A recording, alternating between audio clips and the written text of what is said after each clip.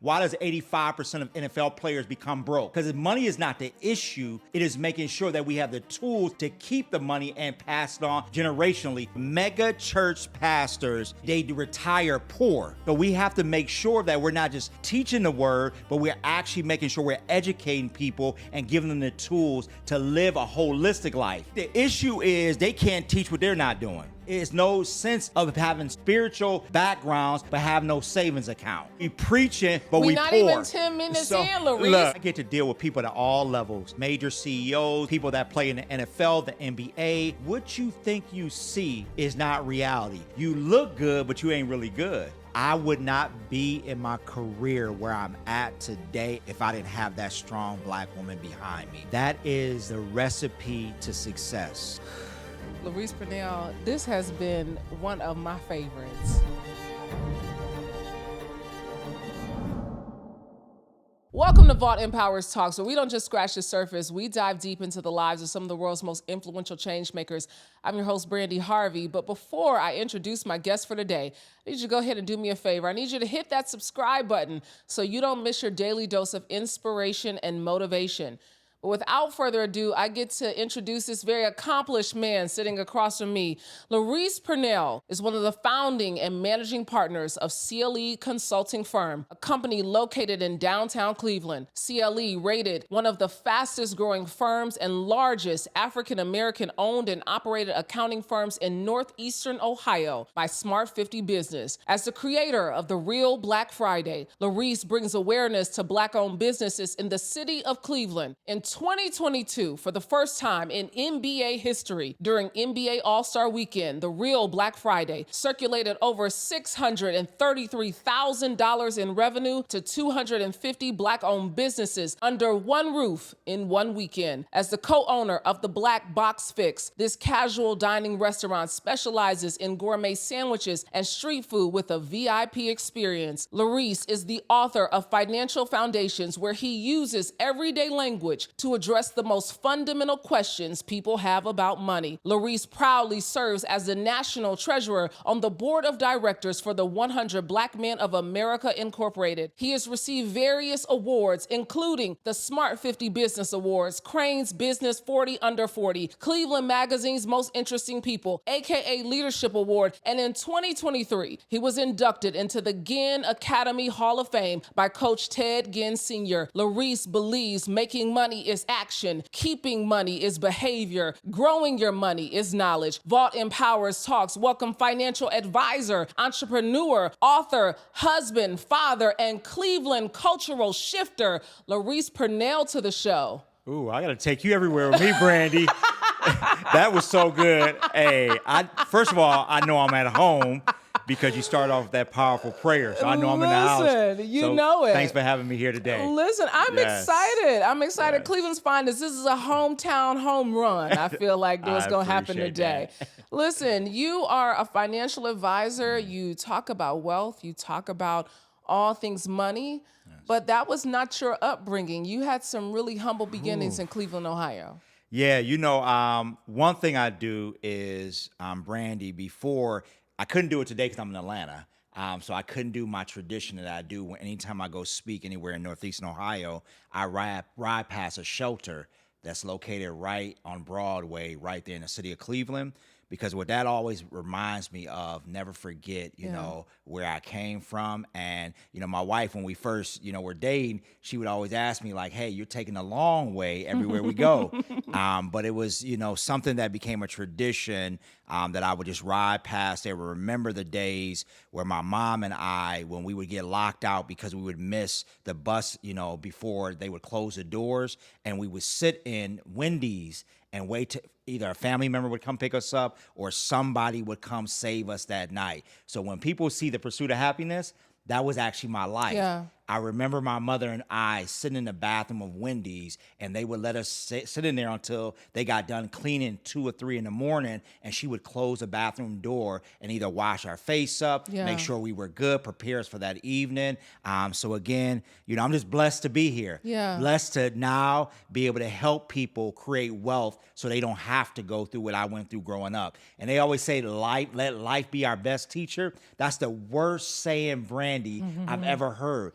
Why? Because your mother had bad credit, you got to have bad credit. Yeah, Why? yeah. Because, grandma and them was broke and then nobody have no money. You don't have to have no money. So I tell people, no, you don't have no money, but I'm going to have some money. Yeah. So I'm glad to be here, though. I love that because your humble beginnings, I think so many people, we use the trauma that we experience in our lives to really forge the path ahead for the things that we will do ultimately. And when I listened to your story and you told that story about the story of Wendy's and saying how, you missed, you all missed the shelter that night. Yes. And they were cleaning the Wendy's. Yes. And they said, well, you can stay in here to 2 or 3 o'clock in the morning until we're done cleaning. I was like, man, you go from that That's right. to those beginnings to then telling and teaching people about that there is wealth in the word. That's, oh my Lord. Oh my Lord. Now, we don't want to talk about how many times money is talked about in the Bible. Yeah. It's one of the most talked about subjects in the Word. If you actually read the Bible, Yeah. it really is a blueprint and the GPS to our lives. But we just actually got to open the book and actually read it. Yeah. Because we got a lot of Christians that say, Yeah. oh, I'm in the Word, I know my Yeah. scripture, Yeah. and they can't recite 2 scriptures to you. Yeah. But again, that is truly a guiding principle. And money and wealth, God does not want us to be the borrower. He wants us to be the lender. So Yeah. we got to make sure we read that word and let it help direct our lives financially. So what was that shift? Because you grew up around entrepreneurs. Yes. They really gave you a space to be able to get off the street. So you were kind of indebted to entrepreneurship at an early age. Yeah. And it really goes back to, if not us, then who?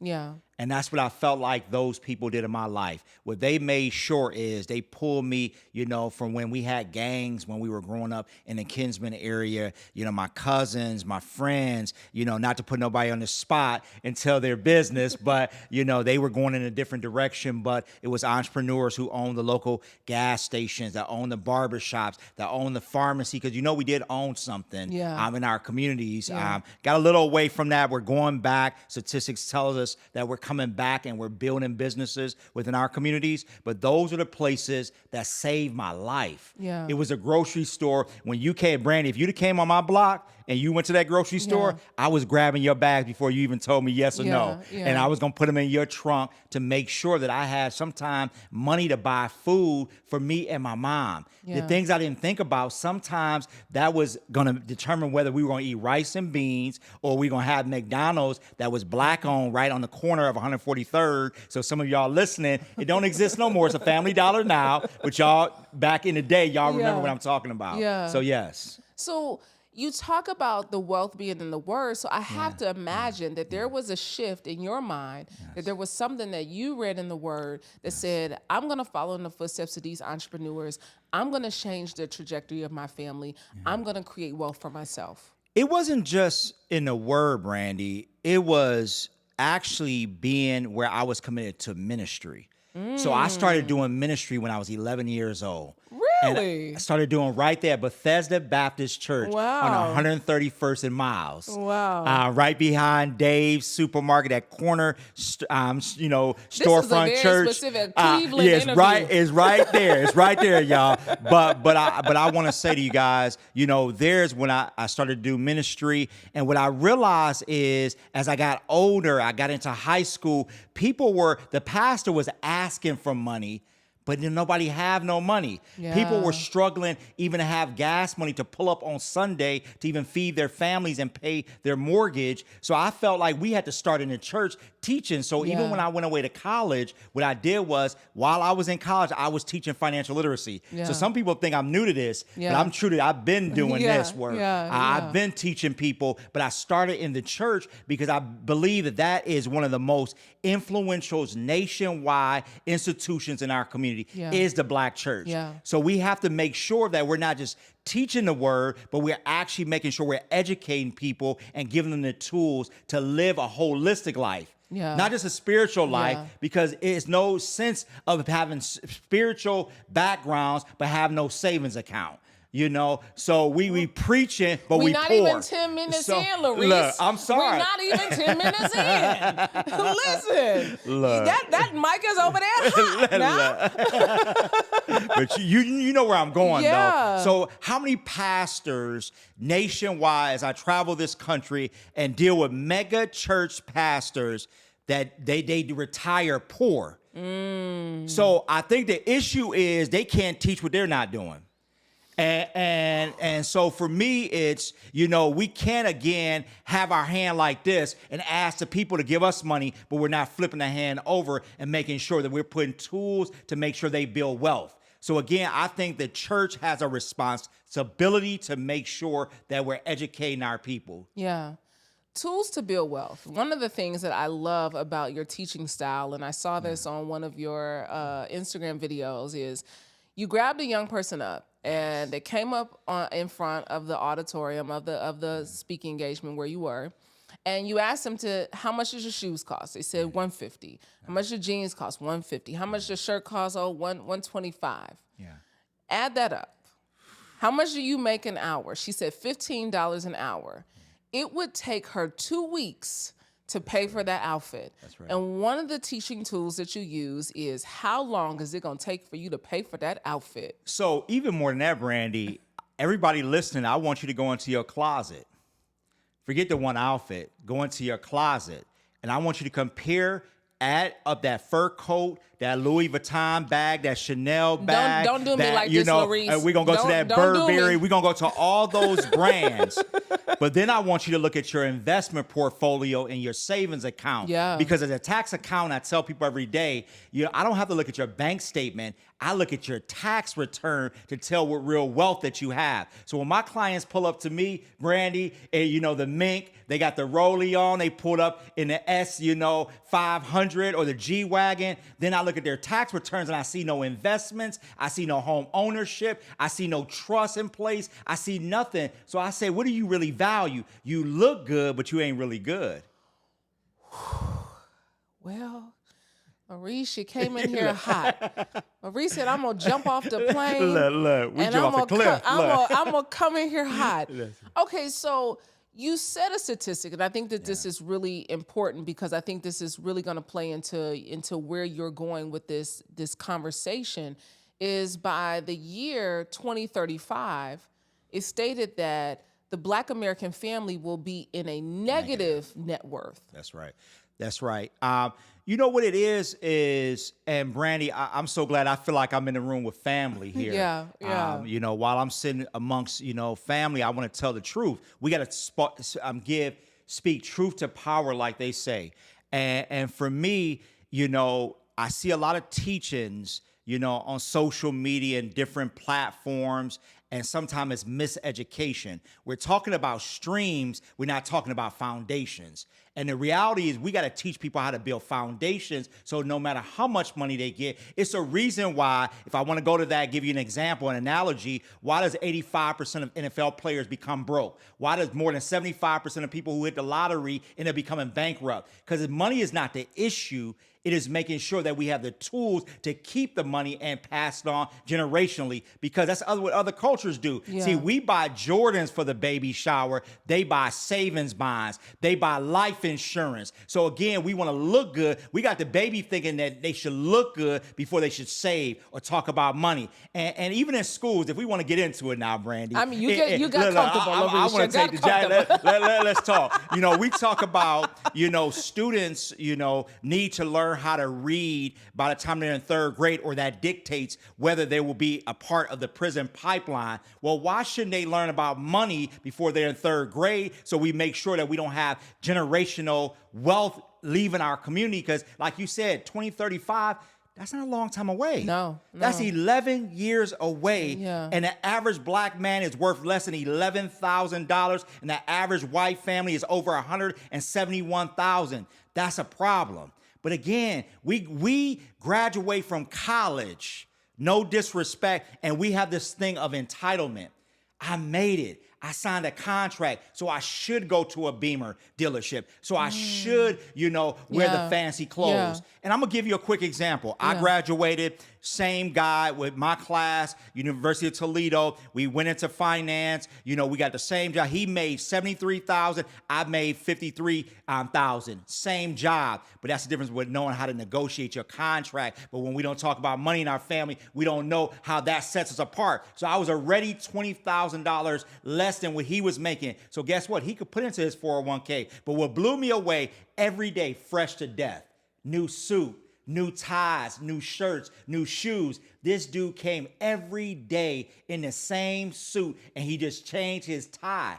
But one day he left his bank statement on the desk. I think on purpose. God needed me to see that.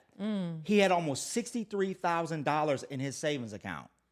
And I literally had $300. I was waiting for the next paycheck because we get paid on Friday, and by Monday we praying for Friday to come again because we live in paycheck to paycheck. Yeah. So again, Brandi, I'm sorry.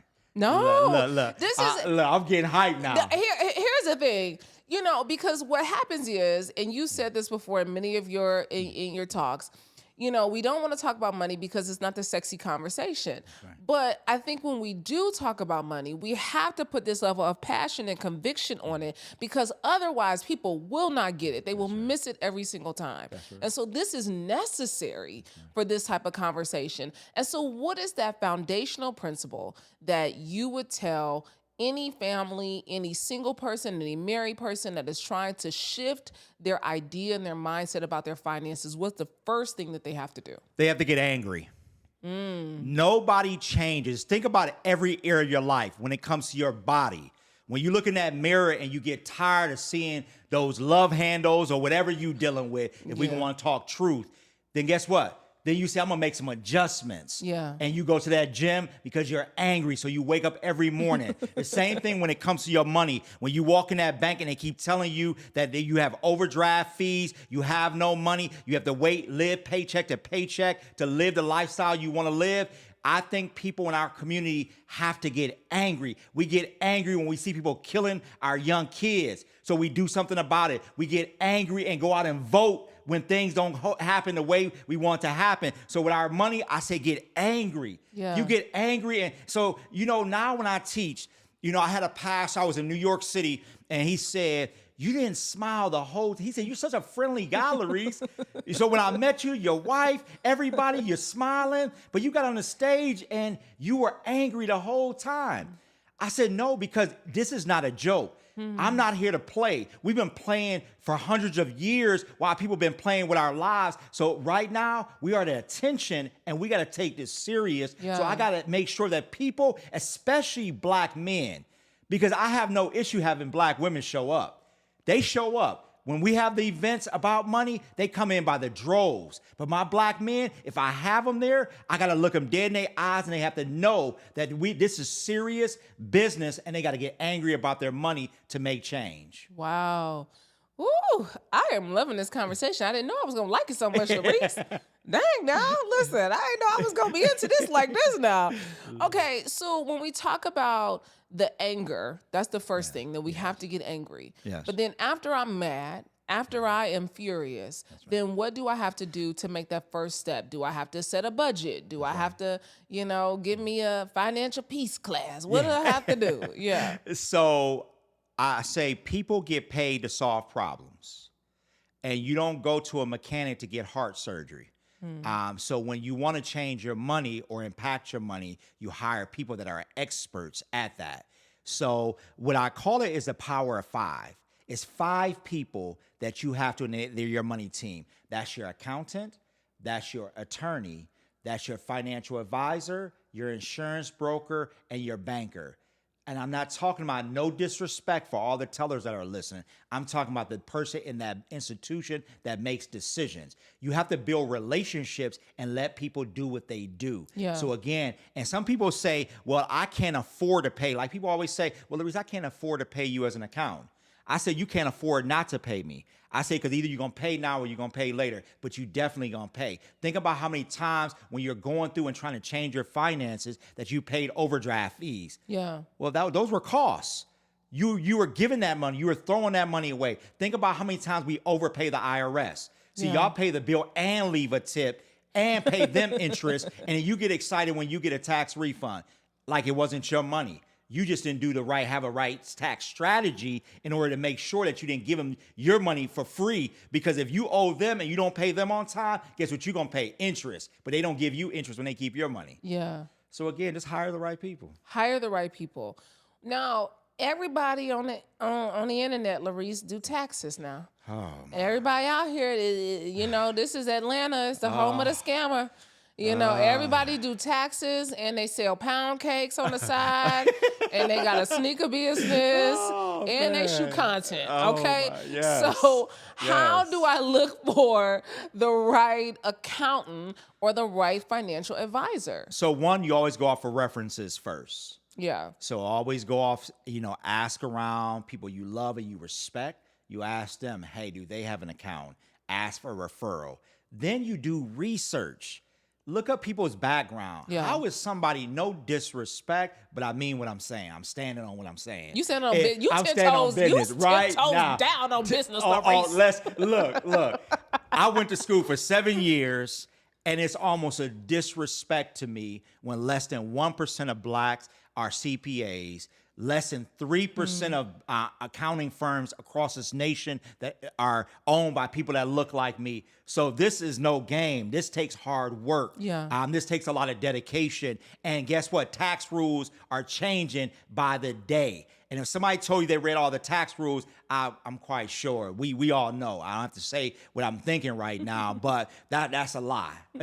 Lord, forgive me for that, but that's a freaking lie. Yeah. So again, I would just say to you, just make sure you do your research, look at their credentials, make sure you ask around about them, and that would probably be the best way to do it, though. But just look them up. You'll figure out. And if they don't have a background in that, why would you hire them? Yeah. Again, you're not going to let somebody walk in and do brain surgery on you because they read something on Google. Because Google and everything on the internet is not real. Yeah. It's not true. So again, make sure and then I'll say to you, since we're talking about taxes, Brandi, look at that tax return.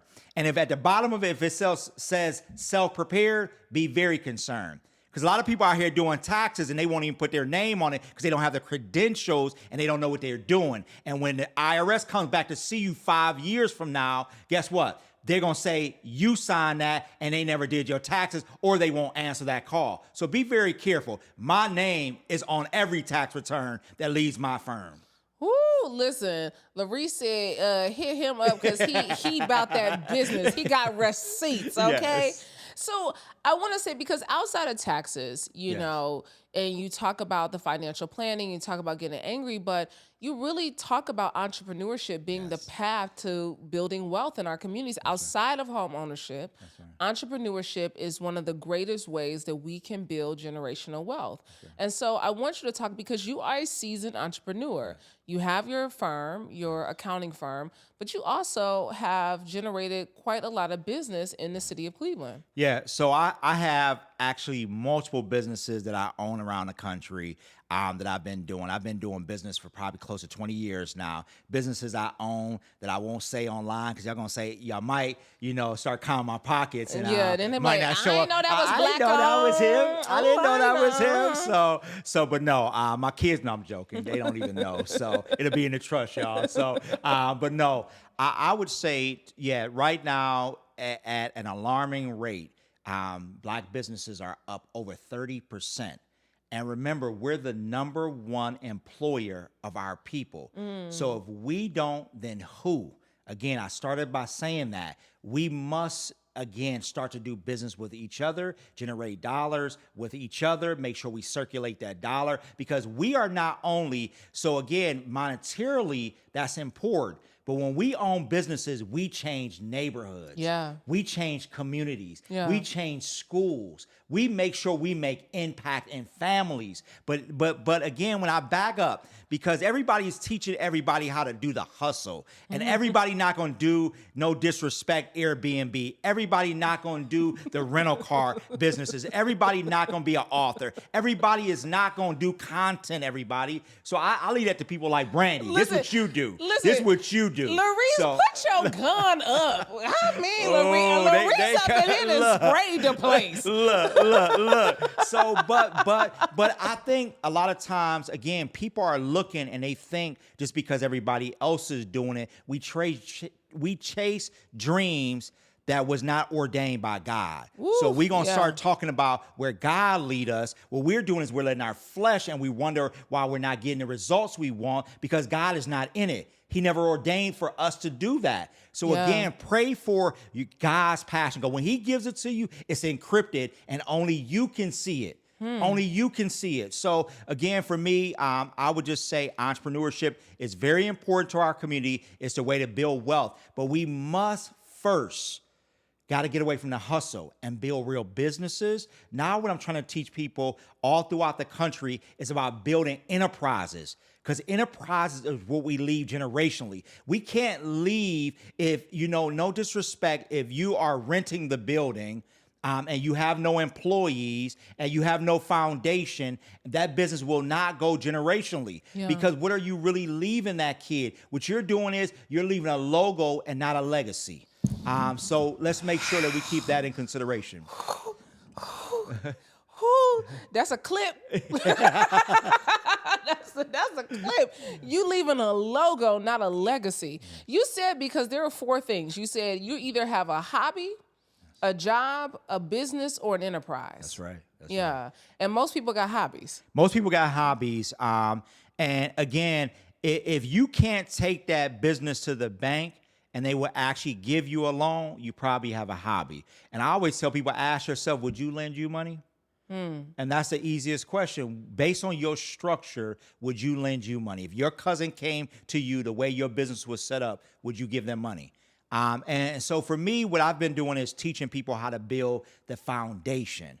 Again, because we're talking about all the creative ways to make money, but nobody talks about the foundation. Nobody talks about how to manage money and duplicate that money, because we've been able to make sure we're not throwing the money away, because we make it just as quick. But again, it's what we're spending the money on, though. So it's a dual thing, because if you have bad personal habits financially, you're going to have bad business habits. So what I do is I start with the person, then we go to business. So some people kind of skip, and you can't skip steps when it comes to entrepreneurship.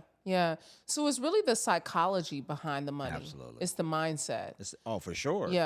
For sure. It's, we got to flip our minds, because the reality in a lot of cases, we really don't even have a real mindset established, because we've never been taught about money. If they took it out to school, and the table doesn't even exist in our homes anymore, in our families. Think about it. If all the people out listening right now, think about how often do you have Sunday dinner with your family?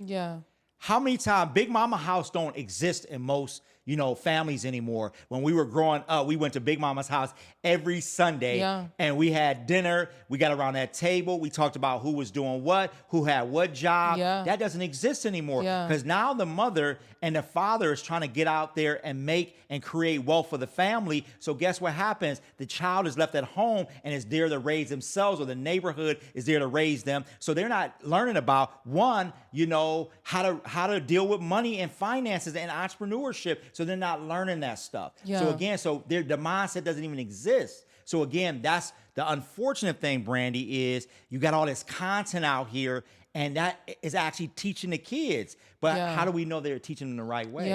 Teaching them the right way. Wow. I mean, I want to go back, because you talked about this encrypted message that we are really getting, this download that we all have that's personalized for us when we are in the search of our own purpose. And so what I'm hearing you say, and that mindset of money really comes with that attachment to your purpose and what you've been designed to do. That's right. You can't, when it comes to entrepreneurship, you have to do what you're in purpose to do and what you're passionate about. Because when business gets slow, when things don't go the way you want them to go, when the startup is a little harder than you thought, it's going to be your passion that's going to get you through. When I started my firm, I had 0 clients. People thought I was crazy. They said, LaRese, you can go be somebody's CEO, be somebody's CFO, and do very well for a living. and you'll be just fine. You and your family will eat every, night, and you will be able to travel and live the way you want to live. But I said, no. One, when I started the firm, it was to make sure that I created something that would develop Black future accountants. So I don't apologize for that. Wherever I go and talk, I let people know I started that firm because in this industry, most young people, what happens is they get into this industry and they get beat down, mentally, and they don't just leave and go to another job, they leave the industry. So I got to make sure that we're developing people, because if I develop those individuals, guess what? They will come back, Brandi. They'll come back and develop your family, your friends, people that you are knowledgeable about. So again, just making sure that we build the capacity. But I would say for me, you got to be in prayer and not praying about what you see somebody else wins are. And for me, I want to hear clearly from God. And I can think about every business I started. I remember the Real Black Friday. I remember standing on the chair on a Monday afternoon. I actually called, my family that day. And I said, I got an idea. And I'm standing on the chair because I knew it was God. I had so much energy. I felt it. I was like, no, this is God. I had 3 job offers when I started CLE. But I said, that's not what God is calling me to do. My sister, I love her to death. And she'll say today that she told me, she said, no, go get a job. Take one of those offers. Those are some great offers. Some people will never make that kind of money. And I said, that's not what God is telling me. He said, I have to get in position so I can change people's lives financially. So again, when you're doing it, it's not about the money. If you do what God called you to do, I guarantee you the money will come. Guaranteed. People don't want to wait, though, LaRese. No, there's no patience to it. We want instant gratification because that's what you think. So the great thing about what I do is I get to deal with people at all levels, people that are major CEOs that own big companies, people that play in the NFL, the NBA, people who are just blue-collar workers. So I get them at all levels. And I'm going to tell you, what you think you see is not reality. So be very careful what you think you're chasing. So again, what do we say? The average NFL player, who's the first person he takes care of when he signs that contract? His mama. What do he buy his mama? A house. A house, right? But let me give you a quick scenario. He buys his mother a house. He goes into the NFL. He goes from 3 to 4 teams. Every city that he lives in, he leases the house, right? And then he leases all the cars, right? So by the time he gets through the NFL and then he gets hurt or he retires, and all he was doing was leasing and he built no assets, right? But he spent and he was living paycheck to paycheck, even in the league. So what ends up happening when he leaves the league, he goes back and lives with who? His mama. But guess what happened? He bought mama a house that was way too big that he forgot one word that starts with a T. The taxes. So because now that he is almost bankrupt, he can't afford to pay the houses on the taxes. So what happens to mama's house? She loses the house, and guess where they go back? Where they first started. So it's a cycle, y'all. How you sum it up that quick, LaRese? Because that's how quick it happens.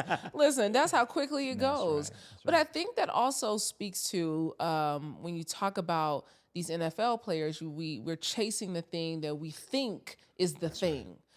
Because most people do not have a mission or a vision that they live by, right? And you have really tapped into something special because when you went through that cohort, the Cleveland Foundation, you went through the cohort. I do my homework, LaRese. Okay. Oh, yeah. I see. Where'd you get that one from? I see where you were going. I said, okay, you put that out the bag for real. Okay. I got some stuff in my bag, LaRese. I see. Yes. And so you did this, and it forced you to sit down and write out your mission and vision statement for your life. That's right. And you said what it changed the way how you did business, but also how you gave.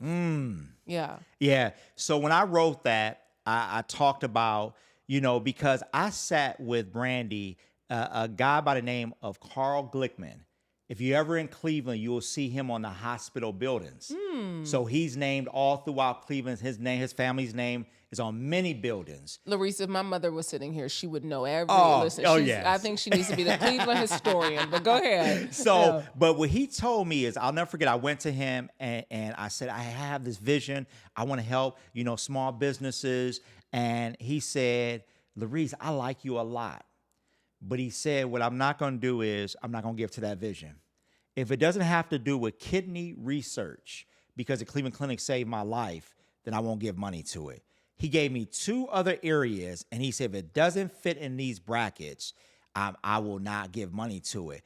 When I got in the car, I thought about it. That was the nicest no ever. Yeah. First of all, because I left with the same amount that I came with, which was 0, with just a vision. But what it taught me was that he was very directive in his giving. So when I did that cohort, it's like they brought it up again. And they gave us that vision. And what I realized, the more you do, in the community, everybody wants you to give. What they do is they make their vision your vision. Yeah. And in reality, what that does, it waters down your capacity.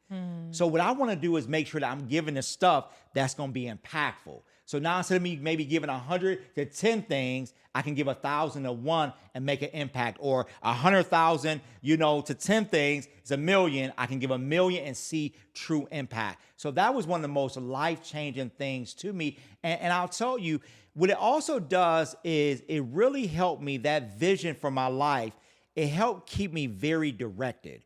So in the boards I get on, in the way I give, and even the people I deal with. Sometimes, having those goals and having those missions and those values will really direct you on where your time goes. So even on my phone right now, I have about 5 goals. If I showed you right now, Brandi, and what that even does, that is my vision for the year. Yeah. And sometimes what it even allows me to know is what phone calls not to answer. Because sometimes you got to get so focused that you kill the distractions so they don't kill your direction. So for me, it's like, so that's where that vision and mission, and you really did some digging to find that one. I don't know if I've ever talked about that publicly. You have. You had to, like because I found it. Maybe like one time. I'm like an investigative reporter. You know what I'm saying? I like to know all the things that you said on the world, because I think that gives people an opportunity to really take stock of where they are, right? That's right. When you sit down and do that mission and vision for your life, see, I think when you have that, it helps to direct where your money is going and how you're spending and how you're spending your time. That's right. Because one of the things that if you don't have money, you have time. That's right. And so I want you to even talk to, how do you start to allocate your time in better ways so that more money can flow in and through your life? Yeah. One, you got to set priorities. And the most valuable thing on that phone is my calendar. I live by my calendar. And I don't let people play with my calendar. If you miss a meeting, that's probably the last meeting you might get with me for a long time. Because especially if you don't give me a notice that you're going to miss, like, you have to respect my time, because I can get money back. The money I spent at the mall this weekend, I'll get that back. If my wife has me, and we go on a vacation, I'll get that money back. But I won't get that time. That date I will never see again. So again, I really value that. And the reality is, time, one thing about time is you can't get it back. You can't repeat it. So you want to make sure that you respect it. And what I do is I make people around me respect it. And for me, what I would say when it comes to that is making sure that, that you create, even with that time, that you create strategy to make sure you're doing the right things that can create wealth for you. So again, what I try to do is with my team is on a quarterly basis, we always are in planning mode every quarter. We're talking about what we're going to do. So you can't just get on my calendar, in a week's notice, you don't get on my calendar. I'm 4 or 5 months out on what I'm going to do. So strategically, what we're going to do. Oh, yeah. No. Wow. Wow, y'all hear that? Vault and Power. Oh. It's about to be a 4 or 5 month waiting period for Oh, y'all to get on. no. Hey, look, some people just got to get right in. You call, I'm here. I'm here. Look, I told Char, like, we're going to go ahead and clear that day, Char. I said, Brandi, call, we're there. Very few people going to get in like that, though. Listen, I appreciate that because I think that is the part that people miss because I think we live in this rat race culture, hustle and grind, team no sleep, right? That's right. And what you've talked about is your wife and your children have sacrificed quite a lot for you to be in the position that you're in. Whew, yes. But the biggest, I just said this just recently, you know, it would be an indictment even with all the things I do to impact people's lives. And I ask my kids this to this day. If God were to take me home today, what would you say about me at my funeral? And because I won't be here to hear it, so I want to hear it now so I make sure I'm doing the right things. Wow. And they'll tell me, well, Dad, you help people. You love our family. You teach us about building wealth. Dad, you do this, you do that. And I said, okay, at least that is my barometer. Some of you guys are letting social media be your barometer or false realities be your barometer. My family is my barometer. That's the first person. When I wake up and my wife says beyond God, God is first. But if my wife says, babe, well done, then I'm happy. Then I know I'm going in the right direction because I trust her wisdom to my actions and what I do to impact our communities, my staff, or whatever I do in life. So again, for me, you know, and I have to say, you know, shout out to my wife, you know. She's here. She's in the building. Go ahead, speak her name on this microphone, LaRese. My wife is, when I say, she gave me another level of confidence. And I never, you know, thought when God sends you your true soulmate, it makes you come alive. You know, I've done things in life and I've started businesses, you know, did some things that some people will never do in their entire lives. But when I married her, I came alive. When I walk in a room now, you know, it's not arrogance, it's a level of confidence. Because it's almost like I know, like, hey, if you come for me, look, she from Cleveland now. Listen, look, you know, she from Cleveland. Look, she say 10-5. See, I say East 105th, 105. She's like, no, 10-5. Make sure you correct it. But when she walks in that room with me, she gives me that look like, yeah, you got it. You got it, babe. And I feel like I could conquer the world, literally, not the city, the world now, being with that woman. And my kids, you know, they rock and roll with me. You know, we might take a vacation. I go speak in between and we hit it again. We do what we need to do. And they jump in with me and we serve together. My daughter just graduated college. She's a second grade, you know, teacher. She had the opportunity to go to 7 different districts, you know, in our area. And 5 of them were out where we live.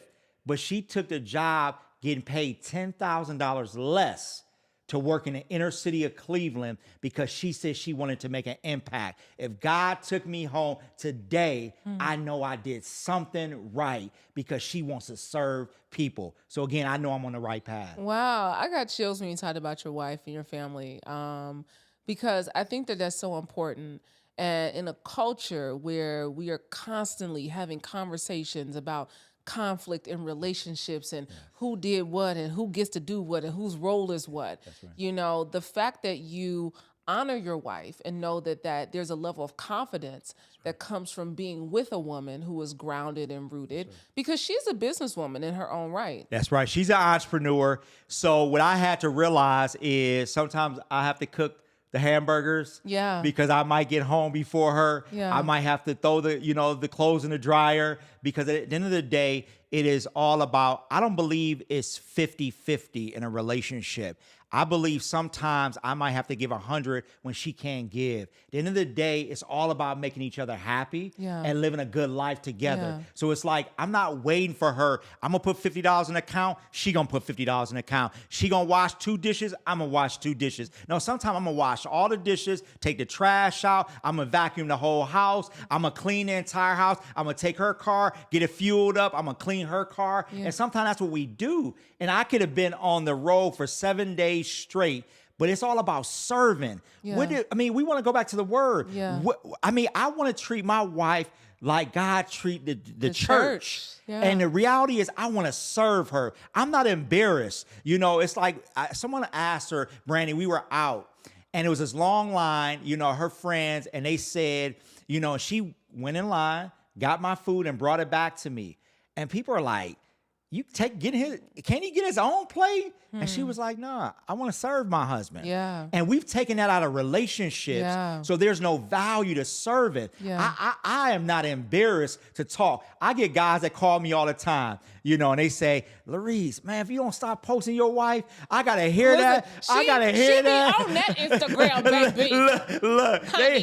baby. They say, man, dude, you make me look bad. And my wife keep bringing up LaRese posting he love his wife. Yeah. You know, and I would say, and on my ring finger, we were out of town. We got 19 on there. And we didn't put 6/19 because we got married on Juneteenth 3 years ago. But we put 19 because 19 is a day I'll never forget for the rest of my life. It's one of the greatest days of my life, 19. So on 6/19, that woman changed my life. Now, in marriage, are you going to have your ups and downs? We ain't going to play games because marriage is hard when you have two people that have two different personalities. But again, it's all about this game called life and wanting to do it together and see each other win. So it ain't all about me. I'm always trying to lift my wife. What you want to do, babe? This is your year. This is a year of Rashonda. What do you want to do? I'm going to get behind and make sure that you're great because God made you great as well. I'm not only God's child, you are as well. And he wants you to be as great as he has. And what I don't want none of us to do, Brandi, I truly believe is I don't want to wait till I get to heaven and God opens the door and say, all this was yours, but you only went after that. Hey,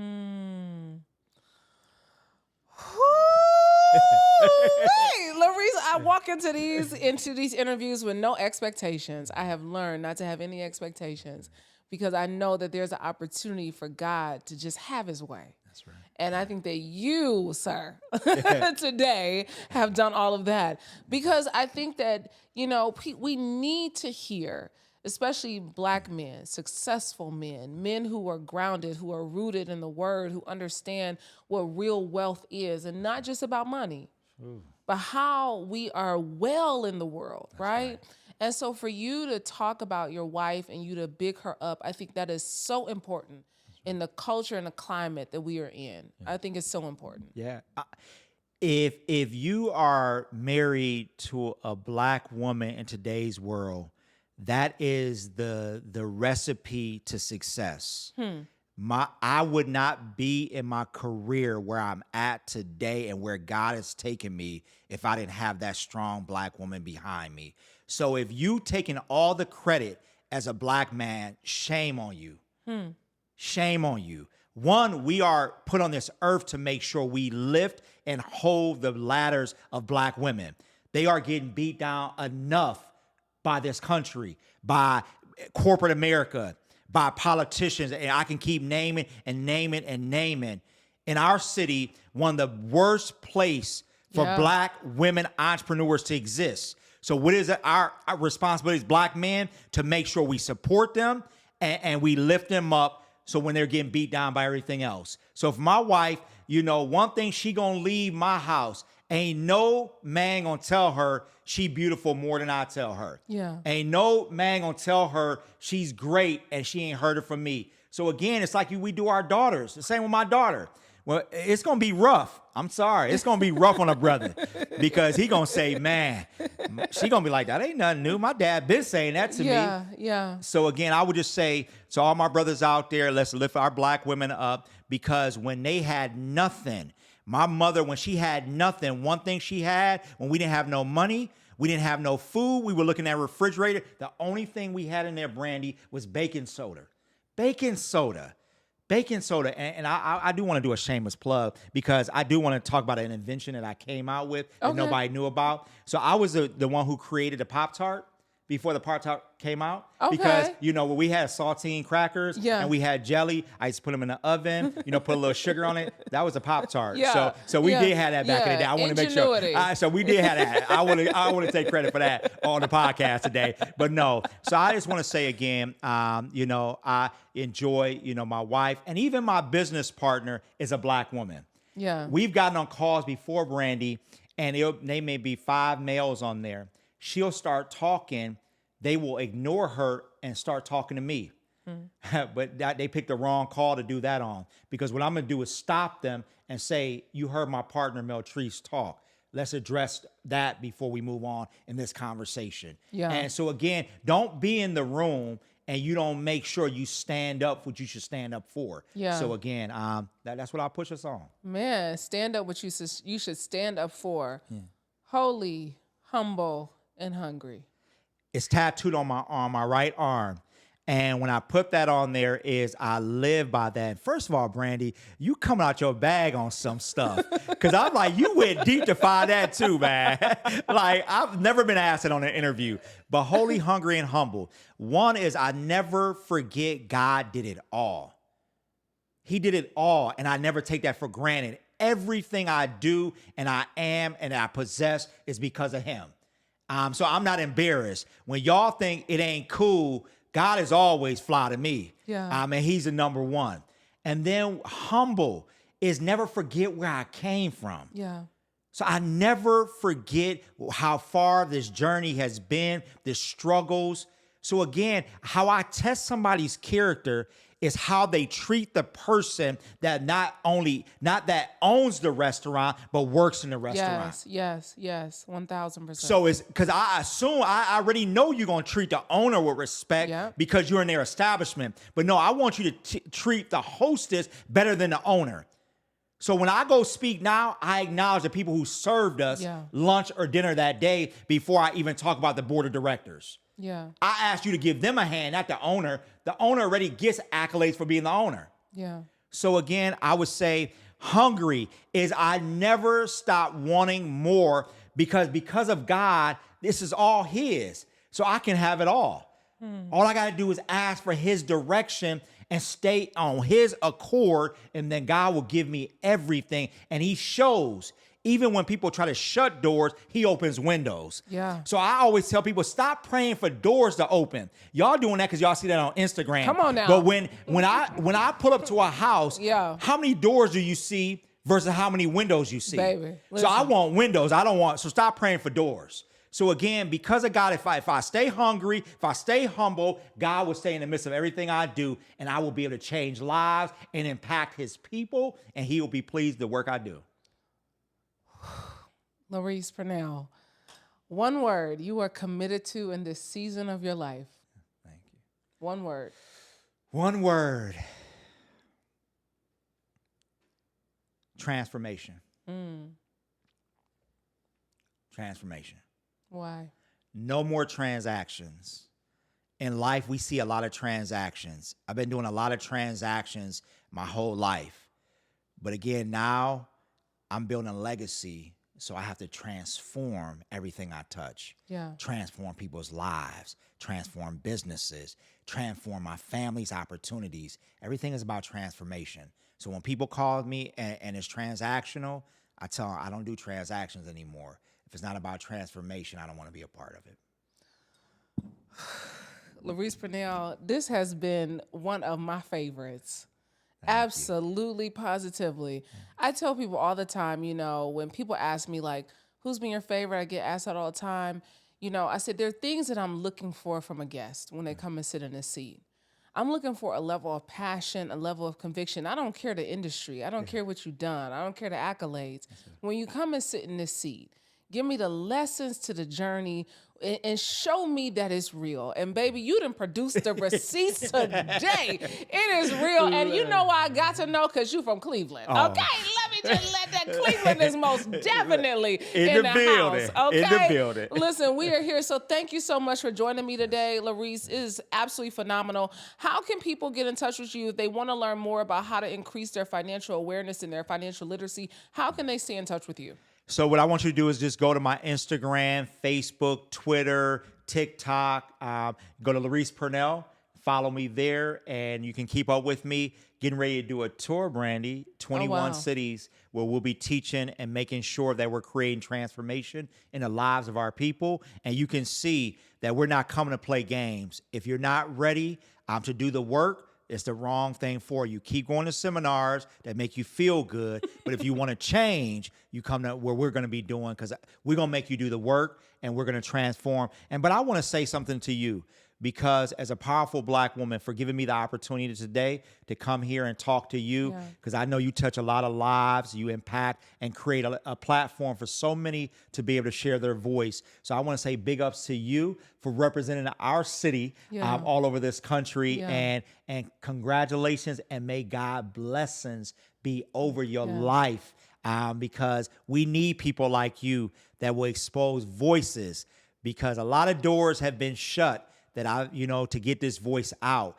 And I think that I know God is on a mission right now, because this world has a lot of turmoil right now. So it needs voices like you to make sure that you keep his word true and their lives are actually impacted and changed. So thank you, Brandi, for doing what you do. Listen, God, lives have been impacted today. I have most certainly have been myself. So thank you for this transformative conversation. You guys, another powerful one here at Vault Empowers Talks. I need you to go ahead and hit that subscribe button before you leave, but be sure to share this, because this one right here, I know it blessed me. So I know it's going to bless you. Y'all, I'm your host, Brandi Harvey. Until next time, eat well, give a damn, move your body every single day. Peace.